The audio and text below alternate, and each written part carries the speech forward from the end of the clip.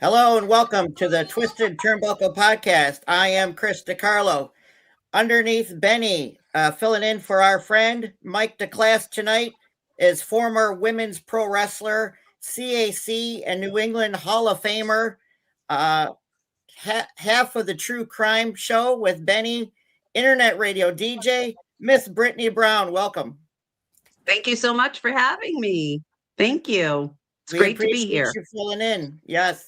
Sure.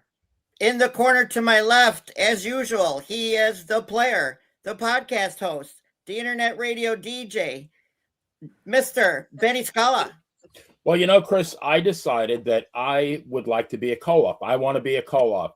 And I have written a number of cover songs in my life.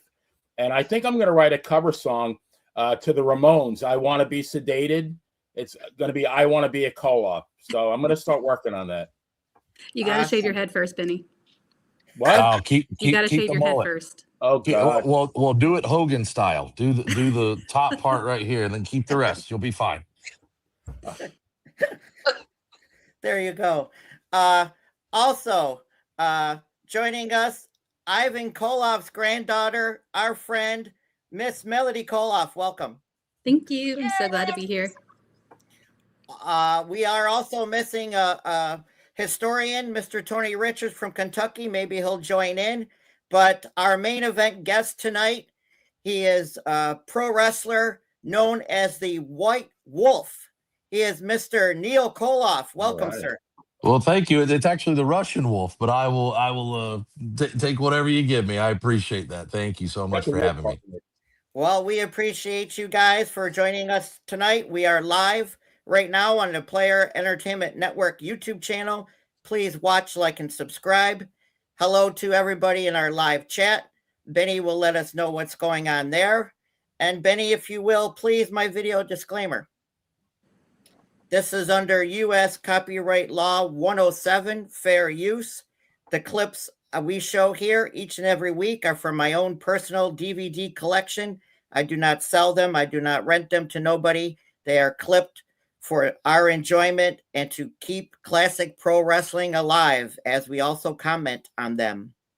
And with that, Benny, please, let's roll our Neal clip. Neal clip. I thought you said there were fans here getting excited. Those weren't fans, those were dogs. What? We got the real OGs in the house. Neal Koloff and Alexander Koloff. The dynasty of Koloffs. Your future champion, Bob. And the champions of the dogs we just saw.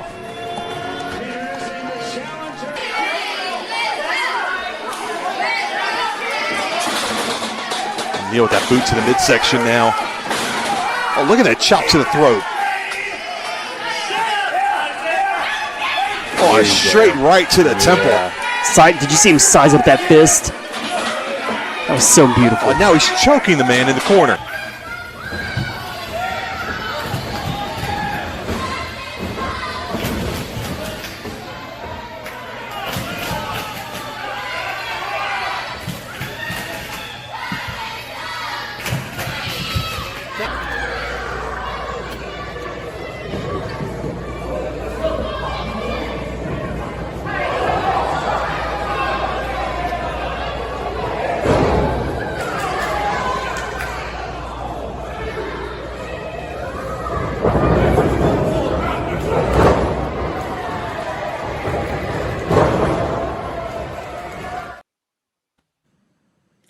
And before we get into it, guys, Benny, let's roll the K Tour clip. Looking in the ring at the Mid-Atlantic Heavyweight Champion. Same occasion for the title. This is great. This is what I've been after. This is what I've been waiting for. Myself and Fred Blassie have sat down and we thought and we put down open contract to try to get this back for weeks and weeks now. And not to say that the man is a coward. He has proven that he is a great champion, a great athlete. But he seems like he's avoiding Koloff for some unknown reason. And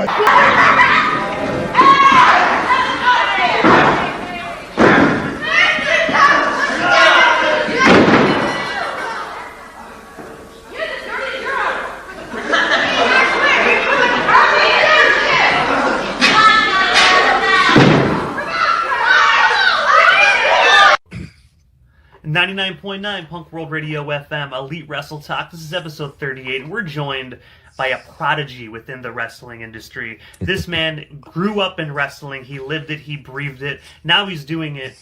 We have Neal Koloff right here, live on the air. Neal, how you doing tonight, man?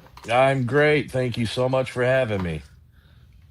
Hey, you're most certainly welcome. Thank you so much for a bit of your time. I know you're super busy. I know when we spoke, you were talking about actually coaching wrestling as well. So, two great classic clips here, and I understand, Benny, why don't you start us off? Yeah, well, I have three thoughts after watching that. Well, two of them relate to the clip. So the first one is Neal has one of the better right hands that I've ever seen. That looks lethal. That looks as good or better than Ronnie Garvin's right hand. So I wanted to mention that. And then, seeing Ivan again. I mean, every time I see Ivan, it brings back a floodgate of memories. And the fact that time he was with Blassie. And so this is like years after Bruno, because now he's chasing Bob Backlund. Just shows how great the man is. 2 champions later, and he's still at the top of the heap. And then the third thing I wanted to say is within seconds of Melodie telling me I had to cut my hair, somebody messaged me and said, please don't do that to your hair. Please, please, please. I would cry. So maybe we can negotiate. We might be able to find you another Russian name. Yeah, but bald is beautiful. Don't hate on the bald. It's okay. I don't know. Not at all. Brittany, a question for our guest. Yes. How long have you been in the business, and who were you trained by? So I started in the wrestling business. I actually came up as an amateur wrestler since I was in the first grade. My father was a wrestling coach here in South Carolina, and so I was pretty much with him learning like a lot of the trade from like Carl Adams and from John Smith, who was a legendary coach at Oklahoma State University, and then even going to wrestling camps with Dan Gable, which was a true treat going with that, and really learning from the best in the world, just on the amateur wrestling ranks where as an amateur wrestler, I compiled 139 wins and only 15 losses. I was a 2-time state champion here in South Carolina and a 2-time national qualifier. Wrestled at college, the same college, in fact, that a lot of people don't know this, the same college that AJ Styles went to. And ironically, the year that I came in to Anderson University, well, it was Anderson College then, the year that I came in, AJ had just left and started his professional wrestling career. So we just missed each other once we went in. But once I went into college, I wrestled for a year, and I was like, man, I don't know, something just doesn't feel right here. I just need a break. That's what I need. I just need a break and just really just want to see like what all's out there. I've known a guy named Brody Chase, who I don't know if you're familiar with that name. He was an underneath guy for the Crockett's. He was also an underneath guy at WCW and did a couple things with the WWF, whatever you want to call it. And so he had a school here in Greenville. Hey, buddy, let's keep it down. Once I met him, I actually saw him at the gym, and I had known him since I was a sophomore in high school. We used to do like, what do you call it? Like fundraisers. We used to do the fundraisers at the school, and he would bring the ring. He'd bring a lot of the local wrestlers. This was during the Monday Night Wars. And, even with no known names on that card, still sold it out because it was pro wrestling and it was a fundraiser for the school. It was a fundraiser so where we could actually do for our spirit week, and it raised a lot of money for it. But we did a little match where it was the wrestlers on the team against the coaches, which was a huge deal at that point. And so a lot of the students came, and I knew, like, I grew up watching it my whole life. My dad was a big fan. My grandfather was a big fan. My great grandfather was a big fan. And so we would all watch it. And once I finally got into the actual business of it, I saw Brody at the gym. And when I saw Brody, he had actually said, hey, come on by the gym, come on by the gym and let's see how it goes. And I went in, and then next thing you know, I started doing things that a lot of his guys couldn't do. And once I got in there, that's when he goes, "I got to have you wrestle for me. I got to have you wrestle for me because here in South Carolina, you have to have a wrestling license." And he was like, "I got to get you licensed, man. I got to get you wrestling." And that's how I started. And that was the summer of 2000 is when I started. Wow. Good for you. Wow. Awesome. Yes, indeed. Well, Mr. Koloff, my question to you is, who exactly is Alexander Koloff, as we've seen in the video clip?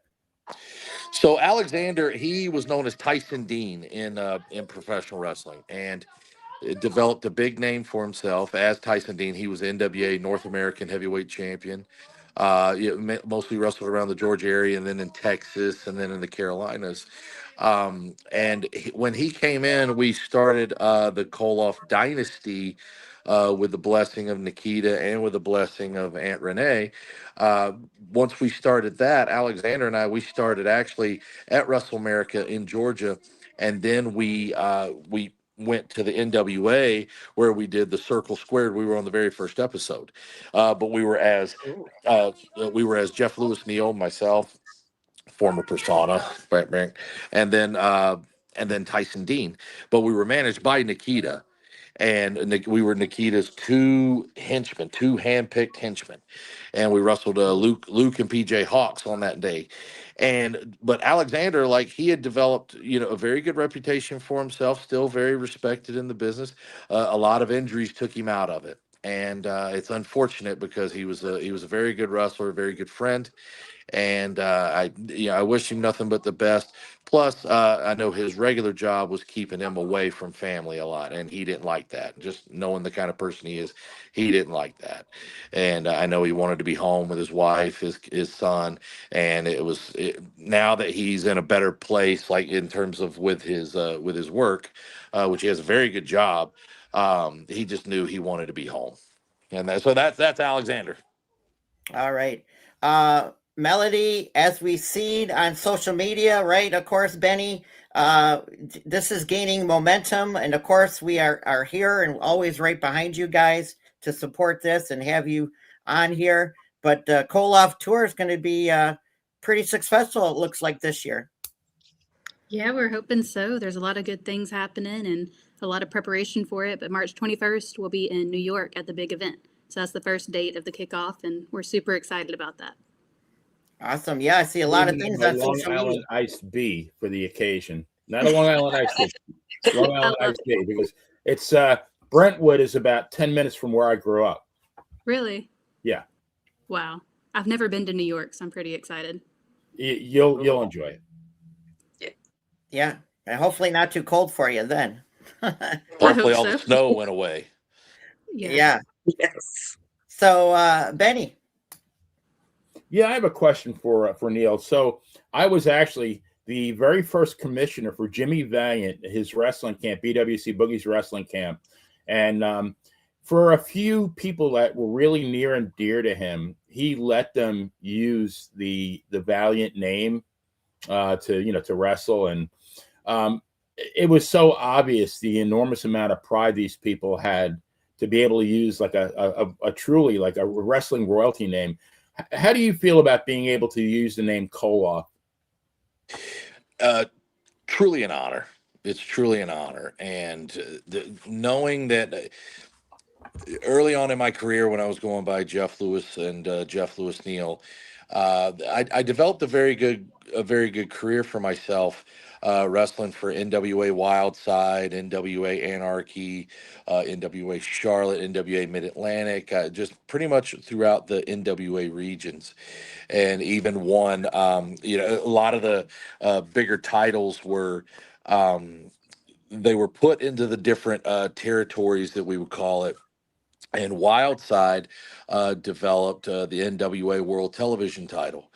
And a lot of people were saying, well, that's just the NWA Wildside title. Well, Bill Behrens, who I can't say enough of good things about Bill Behrens and Todd Sexton, Rick Michaels, guys that were there that really helped build NWA Wildside and NWA Anarchy to what it was.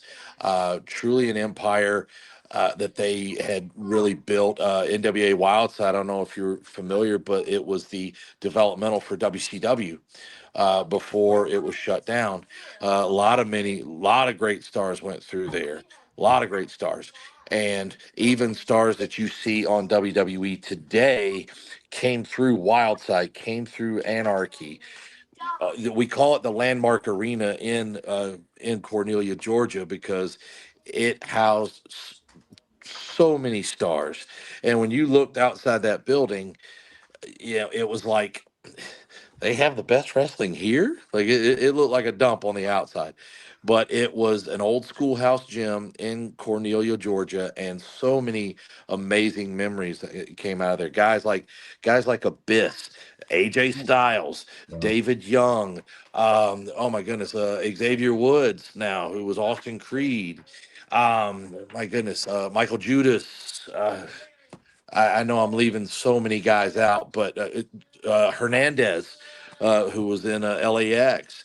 A lot of the guys that were in TNA and WWE, Ron the Truth Killings, came through there. If you name them, they were there, and it was the mecca in Southern wrestling to be, and we were very fortunate that we were there. But I had developed a big career for myself, and I had got to meet Ivan on a couple of occasions, and Ivan gave me amazing feedback on my matches, which I really took to heart, because it was, I mean, how many times can you get a legit Hall of Famer and the third ever WWF champion to give you amazing feedback on your match? I mean, that was just that was like having God come and bring you a pizza. But at that point, then I got to really know Nikita very, very well. And when I had and just not just on a professional level, but on a real personal level. A real personal level where he's been there for me through some good times, through some bad times, and always stuck by me.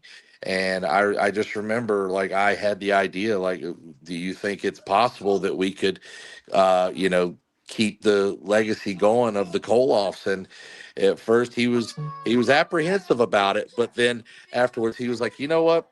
This could be a good idea. If the opportunity presents itself, yeah, I think it's something that we could possibly do.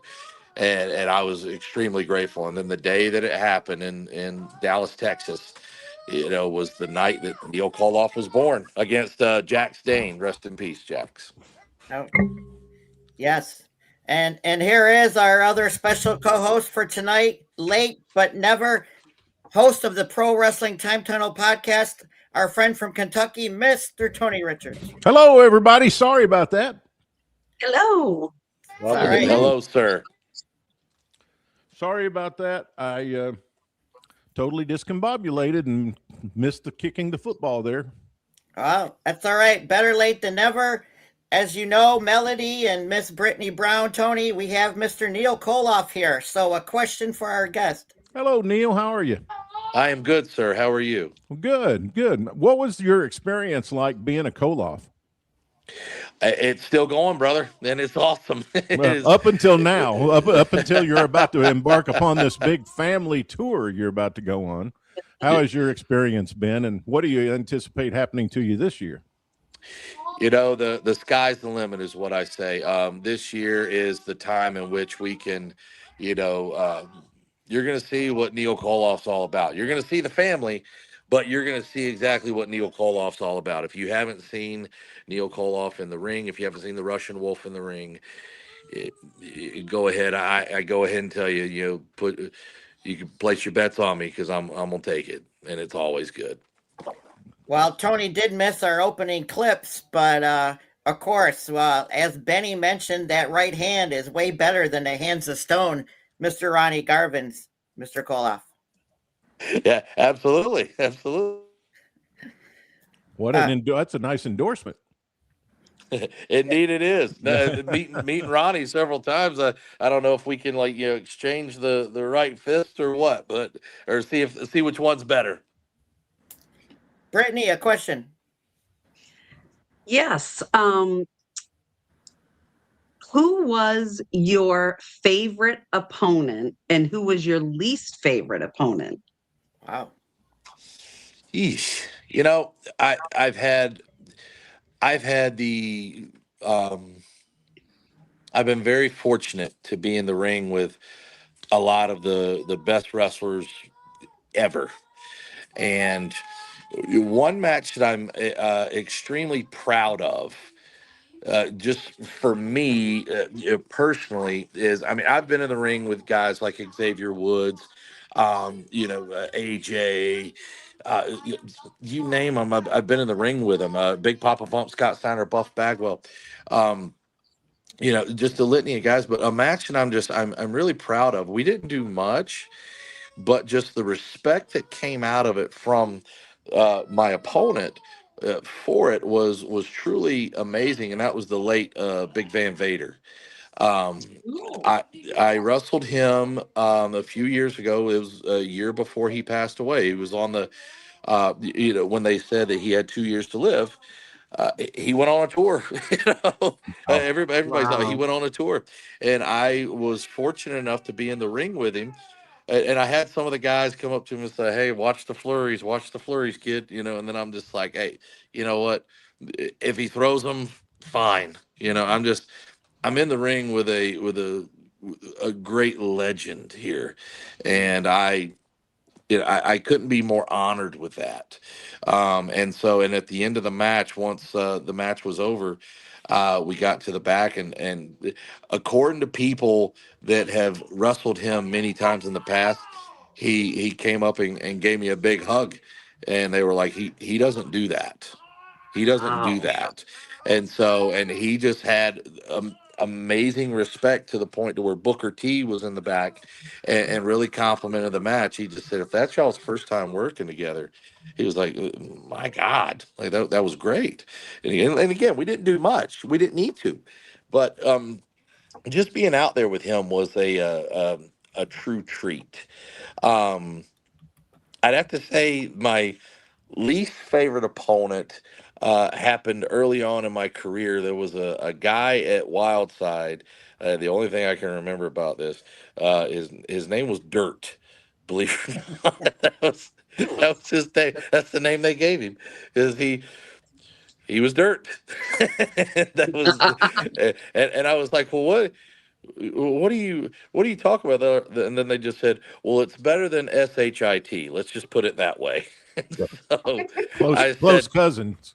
like, fantastic. I just know that when we were in the back, and I was like, okay, well, 'cause I never saw him, and I was like, so what do you like to do? Oh, I can do anything. All right, you just told me nothing. So we go out there, and I told him, this is where I knew it was going to be bad. I had him in a headlock, and I was like, I'll have you in a headlock. You just send me off. I'll give you a tackle. Just take the bump and then do a step over. Give me a hip toss or something. It's just something simple. And I had the headlock on him, and I said, all right, take the tackle. He sends me into the ropes. I come off with the tackle, and he just stood there. And that's when I was like, gonna be a long night. Yep. Gonna be a long night. Good old Dirt. Wow. So I'd have to say, out of the two matches, and there's another one that I'm very proud of, believe it or not. Against the great Khali. I wrestled him in Spartanburg, South Carolina, the old Spartanburg Memorial Auditorium, for big time wrestling. And I remember the promoters came up to me and they just said, "Hey, listen, we need a good 10 minutes out of him. Do you think you can do that?" And I was like, "Well, how long's he been giving you the other nights?" They said 3 minutes tops. And then it was, and that's not including the entrance, which you give it take about 2, so about a total 5 minutes. And I just remember, have you guys ever met Kali before or been around him? You have, okay. So his fingers are like this, and his hands are just like two of mine. And I went up to him, shook his hand. I was like, oh, that's a little uncomfortable. And I just remember going up to him and I said, Kali, nice to meet you. I have some ideas. And the look on his face was, what? So I had the ideas, and sure enough, we go out there, and I gave the promoters 10 good minutes of with Kali. Place was going wild, and you know, in the business, and I don't want to reveal too much, but in the business, somebody puts their foot on you, you know, it's just one of those things where it's bleh. But if they jump down to cover you and hook your leg, that's respect. And sure enough, like the past couple of days, he would just put his foot on people. You know, he'd hit them with a chop, put his foot on them. You know, it was what it was. Got 10 minutes out of him. He hit me with the chop. I go down, and he jumped down and hooked my leg. Wow. And I was like, thank you. And we got to the back. Promoters were happy. Oh, thank you so much. And once we got to the back, I was like, no problem. And he was happy with it. He was happy with it. I still talk to him still to this day. Oh, awesome. Awesome. Benny. Now I can't understand what I can't understand what he's saying, but he's I'll talk to him. I actually have a question from the chat. I have two. I'm going to combine them. So this one's from Lawrence, all the way in Australia. The Koloffs were huge in WWF, JCP, etc. Will the Koloffs take over pro wrestling again? Any indie or mainstream promotions the Koloffs would like to take over, winning titles, rule, etc. And then the other question is from Scotty Richardson, who I believe will be in New York for your first show. Will you guys be doing meet and greets? Yes, we will be doing meet and greets in New York. We'll be at the big event for that. In terms of promotions, any promotion and every promotion the Koloffs have their eyes on. Full so takeover. keep a watch out for that. It is the KWO, right? Koloff World Order. Yes, it is. Yeah. I think Benny, I'll try to we're gonna get do t-shirts. something like that. I gotta have that T-shirt. Yes, that is an awesome shirt. I see a lot of shirts on social media by Mr. Vladimir Koloff has always put, and you guys had a great picture where you were in the get up with the machine gun and everything. That was a great picture. Yes, it was. And I introduced Uncle Vladimir to Chat GPT.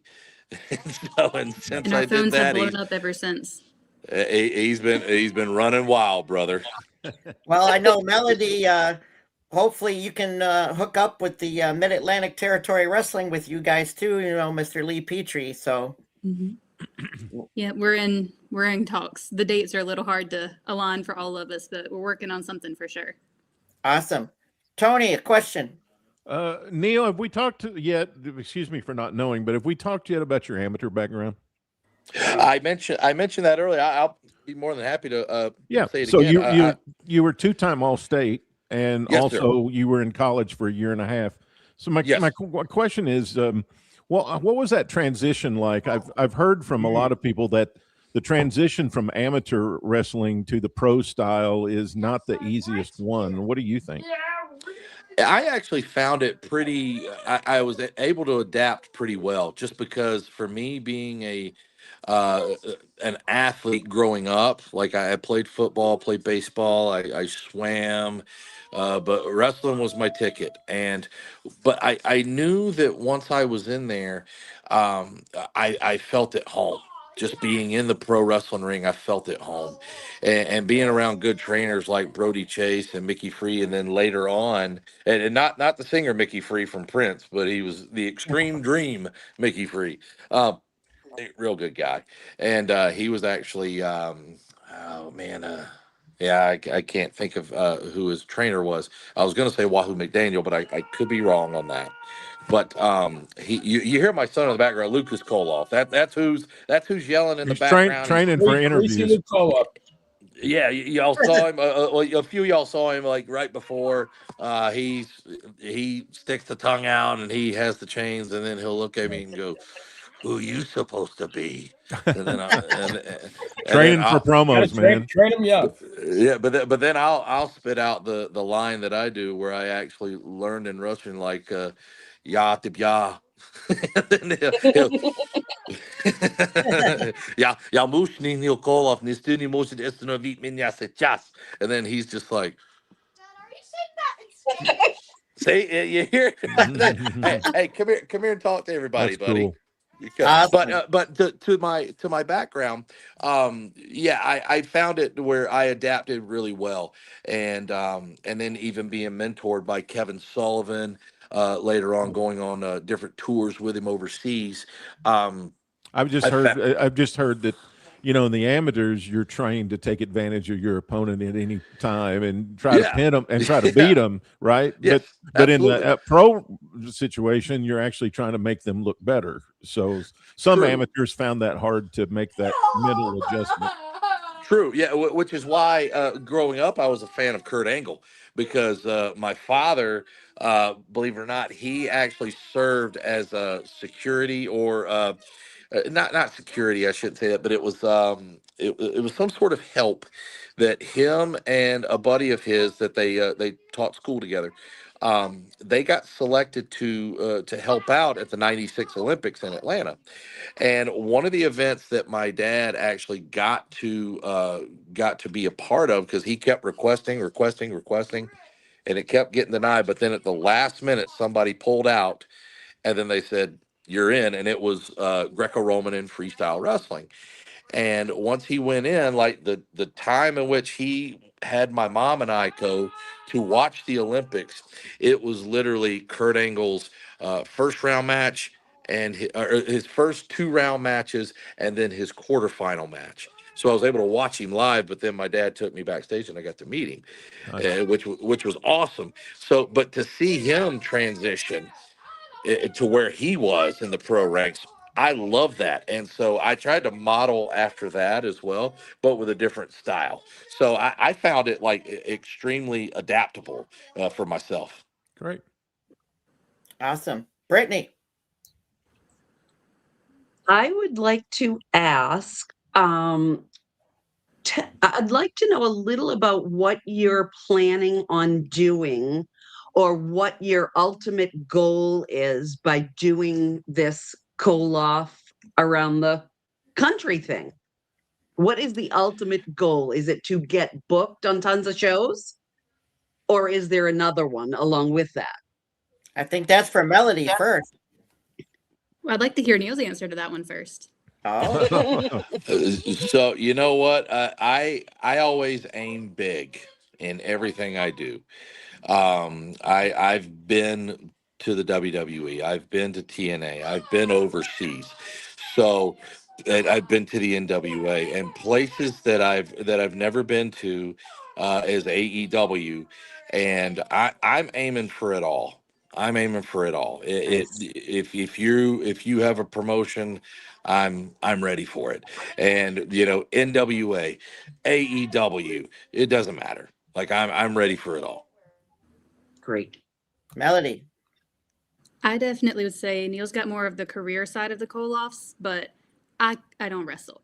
But I definitely want to keep my grandfather's legacy alive, and all of these guys are part of that. Especially Nikita, Vladimir, Neal. We're all Koloffs, and we're one big family, and it's very inspiring just from being the granddaughter. So my goal will be to share that inspiration, that journey, with as many people as possible. And that would be through going to all these promotions, getting bookings, but mainly with that inspiration, that legacy of the Koloffs, is just to share that anywhere we can. It's great. Well, I know they're going to St. Louis for Herb Simmons in May, Tony. I don't know if they're going to go to Waterloo in July or not. Well, they should. I just had a call. I was on the phone when you messaged me when I was so crazy and rudely late. Someone was talking to me about going to St. Louis. So it's a pretty easy drive for me. I really have no excuse for not going. So probably be there, and I look forward to seeing them. Am I up next with a question? Sure. Go right ahead. So this is for both of you. What does it mean to be a Koloff? Ladies first on this. That means he's thinking of an answer. I definitely have a different take on this. I am a blood Koloff, and so for me, that man was my whole world. I've said it numerous times. He was my absolute best friend, and getting to share this, there's things like when we went to the Hall of Fame, there was this moment where you step back and you're like, no way, this is real life, because he was just the man that brought me breakfast in bed. He sang My Sunshine to me in the back of the seat of like the car on the way to school. and now we're at this whole big WWE thing. Kind of the same thing with this tour, and like what it means to be a Koloff is just sharing that passion that he had for wrestling and for his family and for this group of people.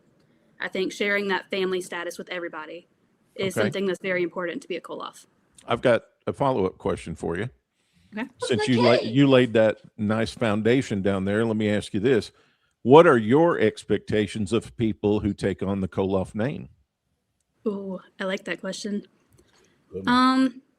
I think my expectation for anybody that has that Koloff name would be to share his passions for it. And we've got the greatest group of guys that I could have ever asked God for. And they completely understand what his passions were. They were all taught the same philosophies and the morals and the background that he had, and they carry it so well, and they really exalt that to way greater than I think he could have ever imagined. Neal. You know, trying to think of an answer for that as my son goes wild. Trying to think of an answer for that is just the biggest honor of my career to be accepted into this family, to be accepted into that role, and not just as a performer, but as a person, means the world. And I'll tell you, my father took me when I was a kid. I was about a little bit younger than my son is right now. My son's 7 years old, and took me to the old Greenville Memorial Auditorium in Greenville, South Carolina. And they called it the house that Flair built. And that night, and I don't know why, it's burnt in my brain, the entire card for that night. It is, for whatever reason, at his age, most people can't remember stuff, when they're that age. But that night, I can remember the opening match, Barbarian versus Sam Houston. The second match, Tully Blanchard versus Jimmy Valiant in a Tate Fist match. The third match was Manny Fernandez against Arn Anderson for the World Television title. Then they took an intermission. Then we came back. I'll explain this match in just a little bit. The semifinal match was the Rock and Roll Express against the Midnight Express for the World Tag Team titles. Main event, Dusty Rhodes versus Ric Flair for the World Heavyweight title. But the match that they came back with after the intermission was Magnum TA defends the United States Heavyweight Championship against the Russian Nightmare Nikita Koloff with Ivan Koloff in his corner. And as a kid, you see these foreign menaces come into the ring, and people are booing, kids are scared. But for whatever reason, I was mesmerized by them. It was like I couldn't take my eyes off of them. And they're doing some vicious stuff to Magnum that night. Like, I mean, they're hanging him with a chain, and then the baby faces come in and they save Magnum. And Nikita ran off with the U.S. title. And even then, I wasn't booing. I was just like, wow, as a kid. And now you see the other heels, and then I'm just like, oh, get away from me. But but that night I was mesmerized by that, and for whatever reason, that really stuck with me. And to be, as Nikita said it at one interview that we did, he said, I wanted to make sure that whoever was in this role could take the ball and run with it and score, and to be bestowed upon that honor by him and by Aunt Renee, by Melodie, the family, it's a true honor is all I can say. A true honor. Benny. Well, first of all, that card that Neal just mentioned, holy crap, that's better. That card was better than 98% of the PLEs you're going to see from the WWE. Right. Right. Unbelievable. I'd pay huge money to see that. But and that was my first match. That was my first card ever going to. That's incredible. That's incredible. So I have a question for Melodie, and I'm kind of stealing from what Tony asked her a couple of weeks ago. And speaking of Tony, so I got to put Tony over because Tony does this Pro Wrestling Time Tunnel podcast that everybody has to listen to. And you might say, well, why are you endorsing somebody else's podcast? And the answer to me is this.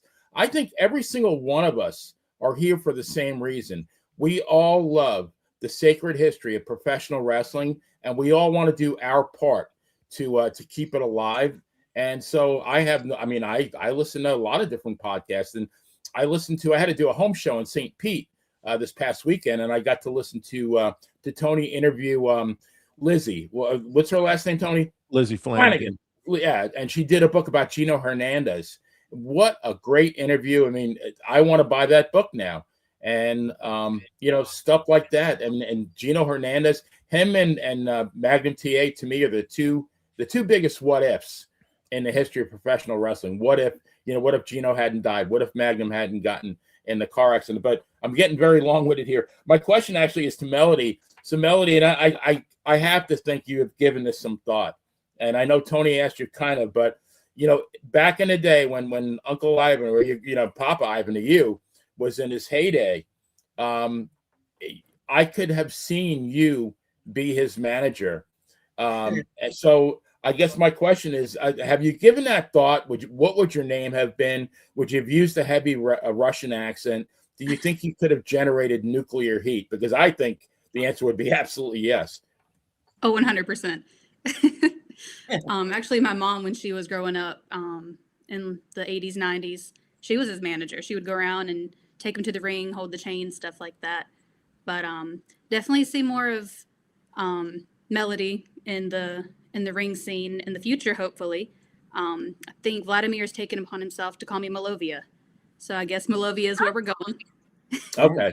That's a lot better than Lana or something like that, yeah. I think you coming out from the back dressing room, carrying a Russian flag on a flagpole with a big fuzzy hat, and as cute as you are, and people knowing that as cute as you are, nothing but evil is there. I think that would generate a ton of heat, man. I think it would be a bit different. I definitely think more of the evil would be protecting my family. I think you'd see a different side of Melovia Melodie. It wouldn't be as quite political, maybe, as much as I just protect my family. And I think that's something you'll see a lot of in the future. For the first 9 months to a year, you only say two things. You only say, yeah and Nick, yes and no. That's the only things you say the whole time. And get that thing boiling. Well, I'm not shaving my head, but for context, until I was like 3, I actually had no hair. And my grandpa called me his bald-headed baby. Yeah, so, I think we can take that from, but I'm not shaving my head, Benny. I think you go out there just like you are, but we dress you up a little Russian, sort of like Benny's friend Nikita comes on with his Russian general outfit or whatever. Yeah. I think we can see some more of that in the future. And I think we could talk about that some more. We make you a little more militaristic and with a fuzzy hat and a big Russian flag, and people are going to want to like hug you and kill you at the same time. I could so do that. Benny, we saw in that clip of, speaking of Uncle Ivan, her great grandpa, you can see the lines in his forehead from all the cuts and all the wow. Yeah, and that's another thing, and I think everybody will relate to this, but the emotions that we, and I'm more talking to Tony, maybe Brittany, who are a little bit closer to my age, although Brittany's really only 29. But the emotions, Tony, when we went to go see a show in the 70s, I don't think are the same emotions that a fan that comes to see a show in 2025. We went because we wanted our guys to win. I mean, when I saw Bruno, I was like terrified that Bruno was going to lose. And I think you probably felt the same way, right? When you first went to your shows. Yeah. I mean, the thing is that people are too much in on it now. And they know too much, and if they feel like they need to respond positively to the heels because they're given a good performance. They don't respond to them in the natural way they're supposed to respond to them, which is booing and not liking them. But they're looking at it like, man, they're doing a great job as being a heel. I gotta applaud that, which ruins the whole freaking thing. I would venture to say on the night that Ivan defeated Bruno Sammartino, he received out of 21,000 people 0 cheers because you just didn't do that back then. Now, I mean, if I dropped out of a time machine and I went to a wrestling event, I don't think I would know who the babyface was and who the heel was. I was there I was there at the first Great American Bash in Charlotte at the stadium when Nikita and Flair had their match, and Ivan and Crusher were against the Road Warriors. And that place was nuclear, man. I mean, it was full of heat when the Russians came out. And when that Road Warrior music hit, everybody thought the Russians were going to get their comeuppance. I mean, the place exploded because people just they weren't in on it. You know, they didn't know. And so they just took everything. It's psychological. If somebody comes out that you've never seen before, like if Melodie walked out on a stage and you've never met Melodie before in your life, and I were to introduce her and I were to say, this is Melodie Koloff. She's a sweet young lady. She's the granddaughter of Ivan Koloff, and she's doing such a great job at carrying on his legacy and putting this Koloff World Family Tour together. You guys should support her. Everybody would believe that.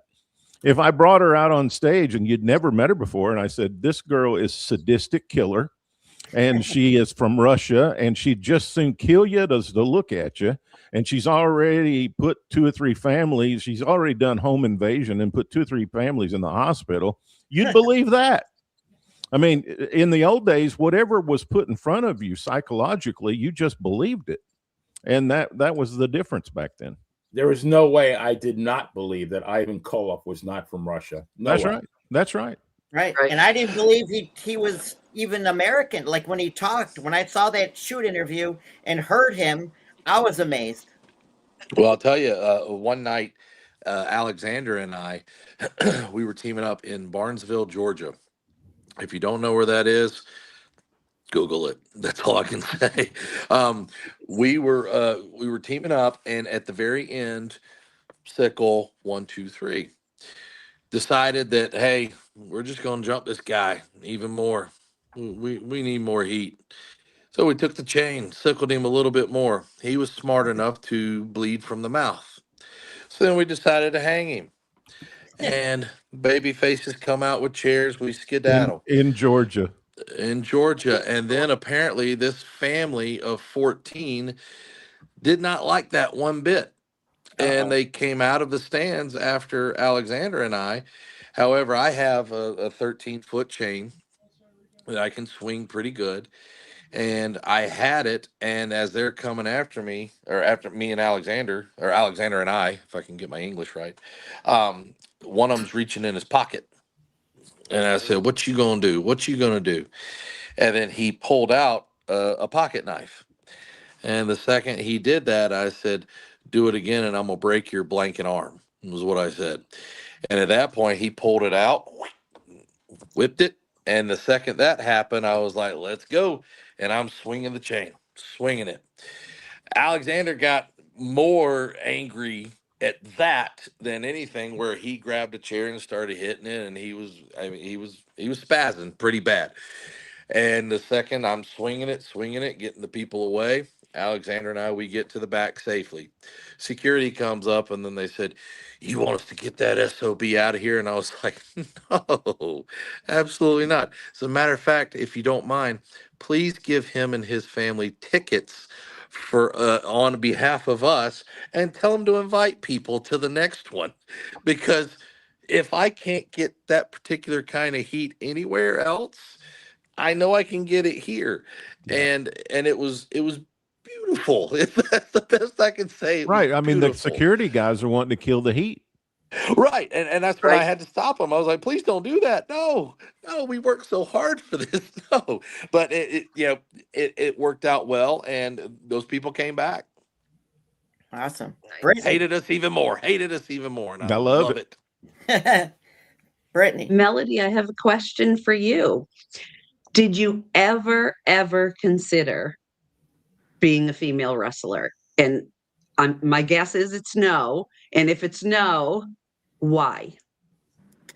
So no, because I don't know. You see this person that you love so much, and just seeing them, like, he couldn't even go to the kitchen without being in pain and make a bowl of cereal, and he would do it all over again. And that's kind of, you understand that from an early age, of he loves what he did. Like, he loved what he did, and he was just so beat up from it. But he would always say, use your head, not your body. And I was so young when he passed, even still, but I didn't realize what that meant until way later, until I started doing this business. But I knew there was no way I'd get into physically wrestling. just because of what I saw him go through. But I definitely think there's a balance of, like, Kerry Morton's a good example of this. The respect he has for his father is worth it for him. And I think that's like a rite of passage for him. I think he loves that so much, and he's doing a great job with that.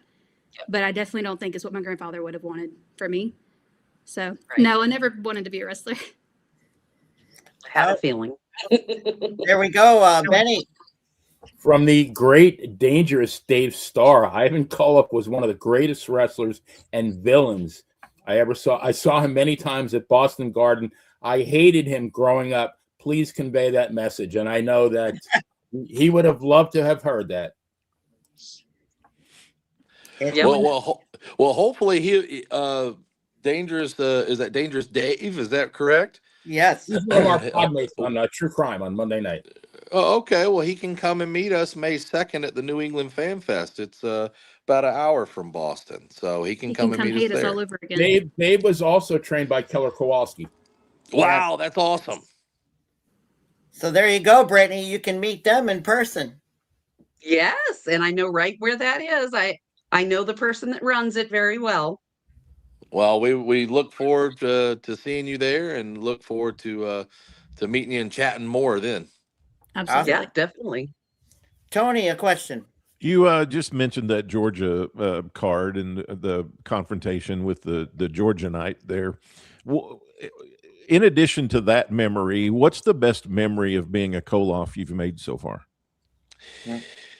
Man, I'll tell you, the night that I became Neal Koloff was a true treat, because riding in the car with not only Nikita, but Road Warrior Animal in the front seat. Wow. And Jack Dane driving. True treat, because here I am getting ready to have one of the biggest nights of my career, debuting as Neal Koloff.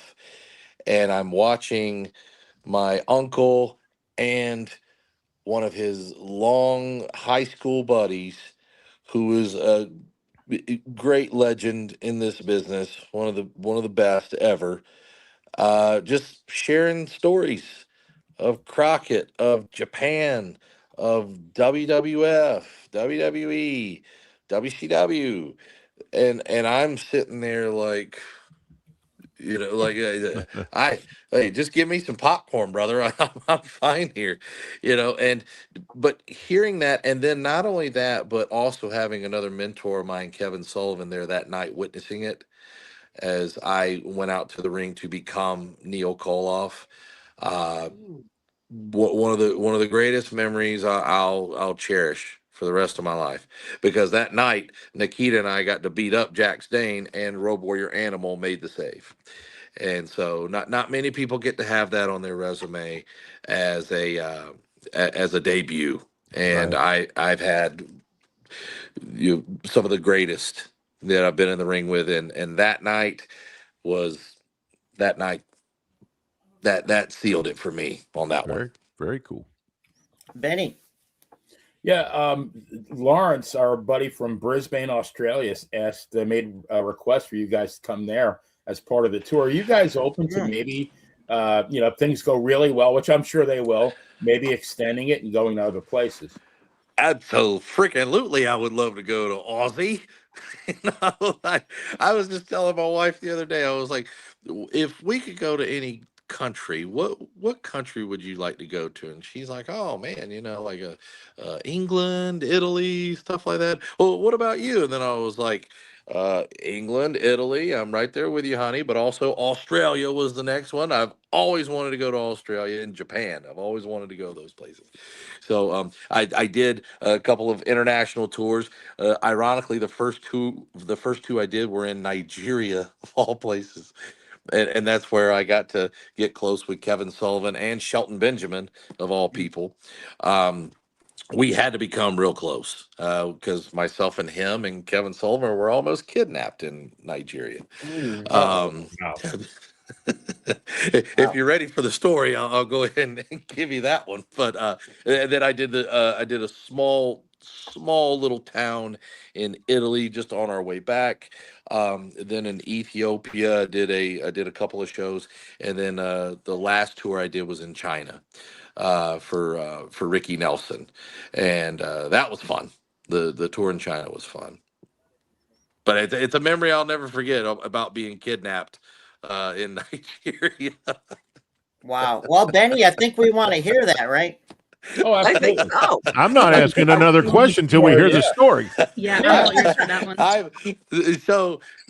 So when we landed in Lagos, Nigeria, they took us by bus, and they had a bus for our luggage, and then they had a bus that they took us. We stayed at the Synagogue Church of All Nations.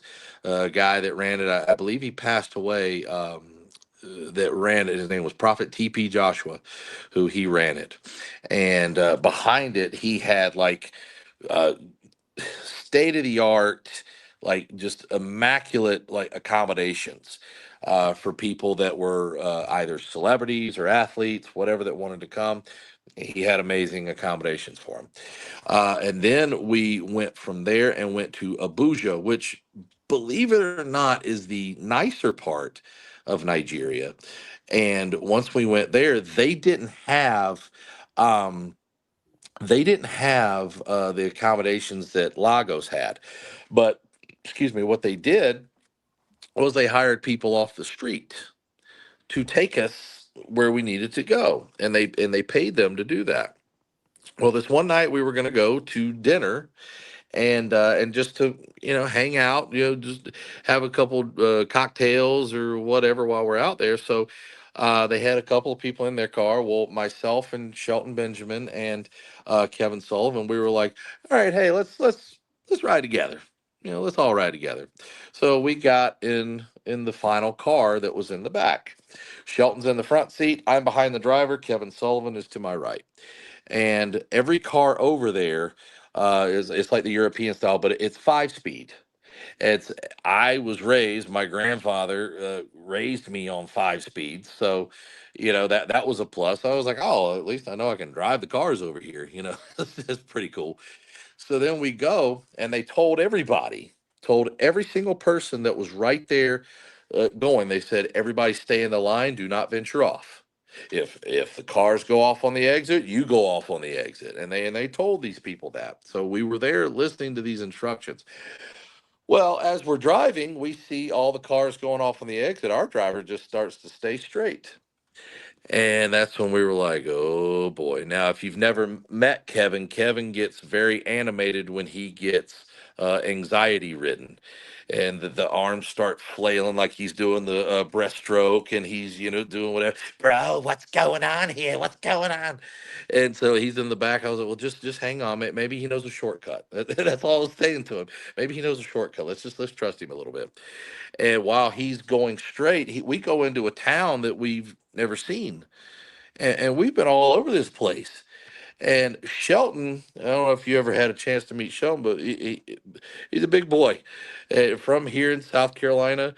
But he's starting to fume a little bit. I mean, I could see the steam coming off his head. And next thing you know, the guy flashes his lights at some people driving by. Now, before I go any further, I got to tell you that when we first landed in Nigeria, they took us to the U.S. Embassy in Lagos. And when we went there, which was a cool experience to go to, the people there were saying, do not go out on your own. Here in Nigeria, you are in a third world country. If they see you, they will kidnap you. Now, they will hold you for ransom, and they'll let you go once they get the ransom. They're not going to kill you or anything like that. They'll let you go, but just don't go out by yourself. And then we were like, what about a group of people? Don't even go out with a group of people. And we're like, okay, well, duly noted. So we thought we were still safe, especially with everybody going off. Oh, no. So then once that happened, he flashed the lights, and that's when Kevin said, don't give him the effing Iggy, which I didn't want to chuckle at the time. But at the same time, it was kind of funny. But once we got pulled over, the guy is about to get out of the car, And I'm telling Kevin and them, I was like, if he gets out of the car, I can drive it. I can drive it. Like, I mean, yeah, this is Grand Theft Auto, whatever, but I mean, I can drive it. I know I can. Once that happened, the guy's about to get out of the car. I roll the window down to tell the guy, dude, you need to get back in here, man. This ain't cool. By that time, that's when Big Shelton grabs the guy by the arm ever so gently and just says, if you don't get back in this effing car and take us back to the effing hotel, I'm going to effing kill you. The second that big guy said that guy, whoop, right back in, got there, zipped it around. And then that's when Kevin starts going to town on him, like, what were you doing? And then once all that happened, we got back to the hotel. Mistake that the guy made, once we got back to the hotel, well, he stayed and waited with us. Waited with us. Now, we were very fortunate that one of the promoters had left something at the hotel. So he drove back up and was right there. Like, it was about 5 minutes later, he shows back up and this guy's still waiting. And he goes, what you guys doing here? And we were like, this guy right here. And we told him the whole story. The guy walks up to him and says, well, what are you still doing here? He's waiting to be paid. The guy was still waiting to be paid. And we said, no, absolutely not. And the guy was demanding that he got paid, which angered Big Shelton Benjamin even more, to the point to where Shelton goes, you want to be paid, MF? And that's when Shelton starts walking down. I was like, come on, buddy, come on. I've never seen a guy get in a car so fast and drive off ever in my life. And then after that, we go to the restaurant where they had karaoke, and Shelton and I sang Puff Daddy's I'll Be Missing You. True treat that night. Wow. That's the story. Wow. Crazy, incredible. Benny, a question. Yeah, I mean, when you said Kevin Sullivan, my earliest memories of Kevin Sullivan were this very young baby face, and I'm talking around 1977, 1978, wrestling in the lower to mid card, in the WWF. A couple of years later, I get Championship Wrestling from Florida on my cable, and I see this guy who acted like Satan, and it was Kevin Sullivan. I mean, that guy, you talk about an underrated heel. That guy terrorized Florida for years, and he was great at it. And how tall was he? 5'7", 5'8"? Wasn't a big guy. Yeah, he wasn't. Like, to me, like, I could literally rest my arm on his head. And he was a true sweetheart, man, a true sweetheart. And the thing was, he never said that he was the devil or anything like that. It was Dusty. He never said that. Correct. Yeah, it was Dusty that gave him that name. Like, he worshipped the devil, baby, worship the devil. And then that's when Kevin's like, no, I never said that. So right. I think it was something like, oh man, now it's left my mind. It was. It'll come to me here in a minute as far as what he saw that made him go into that. The gimmick, yeah. Go ahead, Benny. Yeah, and this has been asked before. I want to ask this to Melodie because it's an answer that's worth hearing again. Can you ask the Koloffs how Ivan was outside the ring? I hope he had a loving life, especially in his later years. I know he was very religious. I just want to hear this. Yeah, outside of the ring, like I've said in this podcast, he was my best friend. I'm his oldest granddaughter. My mom was his daughter, and he was so animated. He was funny. He was the funniest human being I think I've ever met in my life. Like, if I was around him and not like dying of laughter, something was wrong. He was constantly just a joy to be around. A lot of the memories I have too, I think I've said this on the podcast before, but always fans coming up. And one thing about my grandfather, characterizing him outside of the ring, he always took time for fans, 100% of the time. Even if they cursed him out at the dinner table, he would smile and say, thank you so much.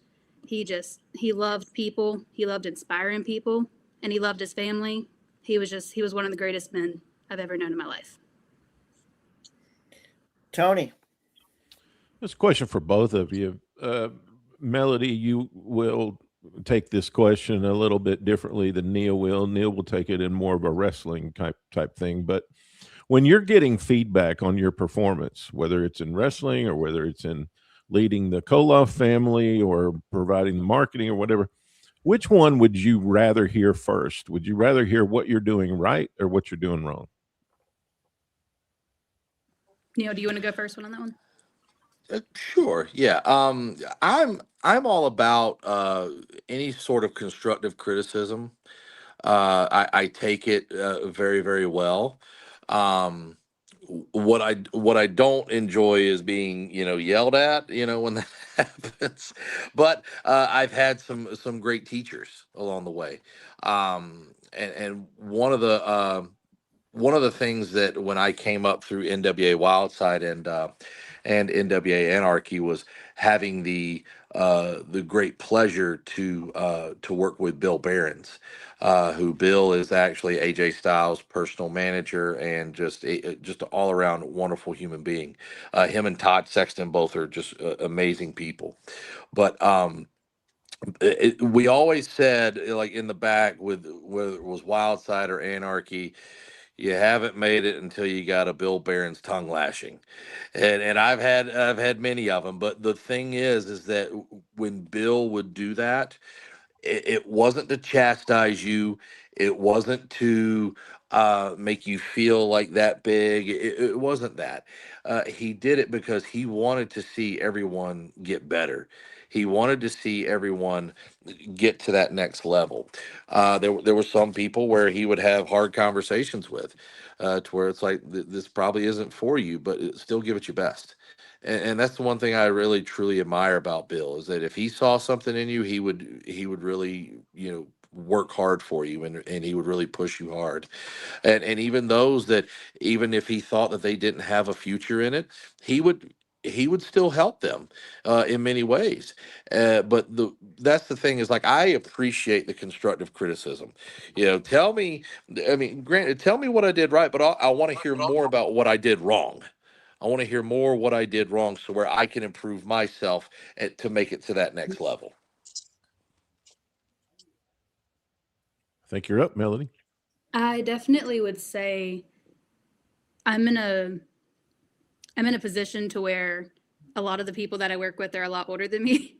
And so any criticism whatsoever, if I'm doing something great, I'd love to hear that. But I only had a very biased side of, I just knew my grandfather and what he would say. But then you open up the doors to this whole world of thousands of other people that have way more insight. So any criticism, any insight, really any of it, good, bad, and ugly, all of it is stuff that we all as a Koloff desperately need and we use. So it doesn't go unheard at all. So really just any advice that anybody has, I think we all are very receptive to. I'm not a big fan of the word criticism. I usually call it improvement-oriented feedback. That's good way to say it. Wonderful way to put it. Wonderful way. Our last question, Brittany. My question for Neal, did you ever get seriously injured in the ring or in training in pro wrestling? So I've had a few C words on my head. I don't like using the concussion word, but I've had a few of them in my career. But the worst injury that I ever had, I want to say I was about 3 years old. Thank you, baby. My wife just walked in, so she's coming in and smiling face. She's extremely beautiful. She's a baby face. She'll still cheer for me as a bad guy, but she's she's a baby face at heart. But she can get mean too if she needs to. So, but she hey, you got me talking about my wife now. Sorry about that. But the worst injury that I ever had, I was in Columbus, Georgia, and I tore my left groin, which if you've ever torn a muscle or anything like that, I actually heard it tear. Ooh. And what I did, I was wrestling for a legendary promoter and wrestler, Jerry Oates, the Oates brothers out of Georgia Championship Wrestling, and even in I think it was All Japan, if I'm not mistaken. Jerry came up, and me and one of my very dear friends, Brandon Phoenix, We were going to be wrestling there, and he says, I need you to go 12 minutes and then take it home. So cool, no problem. We go out there, 2 minutes into it, I tore it. And all I did was I just headlock, bounced off the ropes. The second I just planted my left foot to give him the tackle is when it tore. And like I said, when I heard it I heard it tear, excuse me, and it sounded like a piece of paper tearing. And once that happened, I went down and I was like, okay, I'm fine. I probably just pulled it. Well, I was in front of the hard camera, so I posed for the hard cam. And when I go to run for the east-west spot, when I go to run that, my left leg was like cement into the canvas. And I am like just hobbling. And so once I got there, he gave me an arm drag. Just bumping at that point was extremely painful, and to where he got me in a chin lock, and then he had long hair, so I said, put your hair over me so where people can't see us talk. And so he did that, and he goes, you're all right? I was like, I'm hurt bad. I don't know what I did, but I'm hurt bad. And that's when he said, can you continue? And I was like, if we do it right now, then let's finish this match right now. No disrespect to Jerry, but he gonna have to get over it right now. And so sure enough, came up, I pop, and then he rolled me up. 1, 2, 3. The arena that we were wrestling in was the old warehouse building, and the offices of it were upstairs, which meant the locker rooms were upstairs. So he met me on the other side, and he piggybacked me up the stairs so where I could get up there. And then once that happened, that's when Jerry and everyone checked on me. The next day, and not to be too graphic or reveal too much, but what started out as a spot like that big of black and blue that was below my belly button quickly spread like wildfire Tommy Rich. And it went like down my leg, around that, everywhere. It was black and blue everywhere. And I remember my mother came to see me, bless her heart, and I was like hobbling along in my living room, and then she was just like, I just don't know about this wrestling. I just don't know about it. I'll be all right. It'll be fine. And then sure enough, like I ended up like taking a nosedive and passing out because of the pain. Which at that point, like I ended up going to the doctor, and once the doctor told me, he goes, yeah, you tore it, but you didn't tear it long enough for us to do surgery. And he goes, actually, you were about an inch away from us having to do surgery. And I was like, well, thank the good Lord on that one. So, but I had to be out of action for several months so where that could heal properly. So I had to tell Bill Behrens, I was like, I got to do promos. That's all I got to do. And what happened? So, but that is the worst injury I ever had, was a torn groin. Yeah, it was painful, very painful. Benny. Yeah, not a question, just a comment. Now, I have never been to a wrestling convention before, although my plan is on April the 11th, I'm going to see you guys in Lutz. So that'll be my very first one. But just, my observation from what I've seen online is that a lot of these shows are, a lot of retired wrestlers, selling their gimmicks and everything like that. And there's absolutely nothing wrong with that. But the fact that the whole theme of the Koloff family reunion is based on someone who's not even with us anymore, who's been gone from this earth for 9 years. That just, to me, that speaks volumes about what kind of person Ivan was. And I know Dave Starr, after you answered his question, he said, I wish I would have met him. And I said, yeah, me too. So I think the fans are kind of going to meet Ivan indirectly through you guys. So I just want to say that, I really hope and pray, and I really think this is going to be a great thing. Thank you very much for that. I definitely think that's the purpose of it. Especially on my aspect, I don't wrestle, and you're going to see some great things from Neal and from the guys. But for my aspect, that's my hope. I hope that every fan, every historian, everyone there gets to see Ivan Koloff how I get to see him. Neal, would you Russian sickle me if I asked you to do it? Well, or maybe would Nikita do it? No. Nikita probably won't do it, but as long as you have good insurance, we're good, brother. You got great insurance. Great insurance. Awesome. Well, Benny, let's put up my ECMC still pick, please. This is to help our good friend locally here in Western New York near Buffalo receive a kidney she desperately needs. ECMC Transplant Hospital, 716-898-5001. Blood types are A negative, A positive, and O. You know, by now we mention this each and every week on this show since we started to help our good friend locally, Mrs. Robin Rustino, receive the kidney that she needs. Benny, in place of our good friend Mike DeClass tonight with our independent wrestler of the week.